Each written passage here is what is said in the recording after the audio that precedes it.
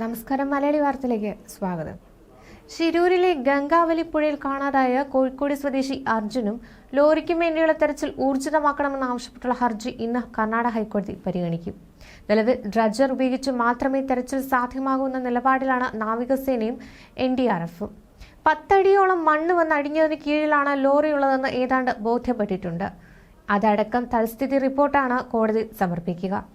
Chief justice NV Anjaria, justice KV Aravind എന്നിവരടങ്ങിയ ബെഞ്ചാണ് case പരിഗണിക്കുക.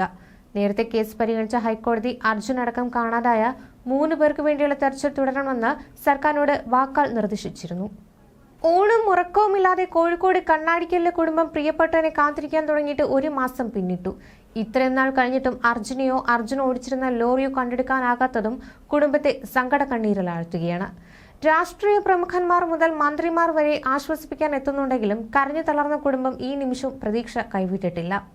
എത്ര ദൂരെ പോയാലും കുടുംബത്തെ ചേർത്ത് നിർത്തിയിരുന്ന അർജുൻ തിരിച്ചു വരുമെന്ന പ്രതീക്ഷയിലാണ് കുടുംബം. അർജുനെ കുറിച്ചുള്ള വിവരങ്ങൾ ലഭിക്കുമെന്ന പ്രതീക്ഷയിലാണ് അമ്മയും അച്ഛനും ഭാര്യയും മകനും സഹോദരിമാരും അടങ്ങുന്ന ആ വീട്. കുടുംബം പോറ്റാൻ 20ാമത്തെ വയസ്സിൽ വളയം പിടിച്ച വീടിന്റെ നെടുന്തൂണായ അർജുനില്ലാതെ ഇത്രയും ദിവസം തള്ളി നീക്കിയത് എങ്ങനെയെന്ന് അവർക്കറിയില്ല. അനിയത്തിയുടെ വിവാഹ നിശ്ചയം നടത്തണം, മകൻ അയാനെ മൂകാംബികയിൽ എഴുത്തിനിരുത്തണം എന്നിങ്ങനെ 100 കൂട്ടം സ്വപ്നങ്ങൾ ബാക്കി വെച്ചാണ് അർജുൻ വീട്ടുകാരോട് യാത്ര പറഞ്ഞിറങ്ങിയത്. കരഞ്ഞു തളർന്ന ആ കുടുംബത്തെ കാണാനും പ്രതീക്ഷ നൽകാനും നിരവധി പേർ അർജുന്റെ വീട്ടിലെത്തുന്നുണ്ട്. മുങ്ങൽ വിദഗ്ധൻ ഈശ്വർ മാൽപേ കഴിഞ്ഞ ദിവസമാണ് വീട്ടിലെത്തിയത്. കുടുംബവുമായി സംസാരിക്കുകയും അവരെ ആശ്വസിപ്പിക്കുകയും ചെയ്തു.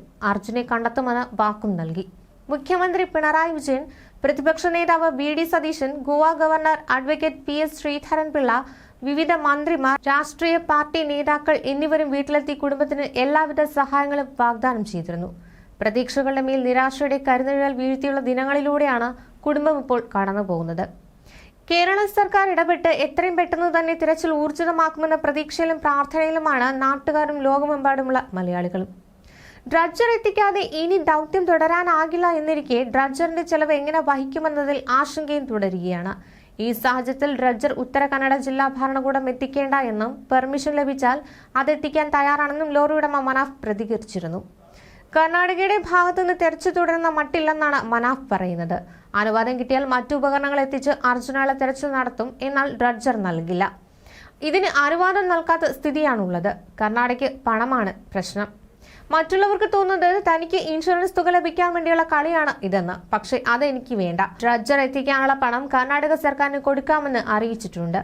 ഒരു ലോറി എടുക്കാൻ 98 ലക്ഷം രൂപ മുടക്കാൻ പറ്റില്ലെന്ന നിലപാടിൽ തന്നെയാണ് കർണാടക സർക്കാർ. തെരച്ചിലിന് വേണ്ടി ഇറങ്ങാൻ സന്നദ്ധനായ ഈശ്വർ മാൽപേ അറസ്റ്റ് ചെയ്യുമെന്ന സ്ഥിതിയിലേക്ക് വരെ കാര്യങ്ങൾ എത്തുകയും ചെയ്തു.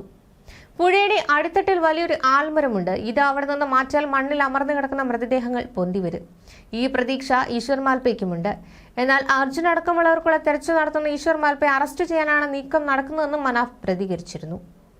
ന്യൂസ് ഡെസ്ക് മലയാളി വാർത്ത.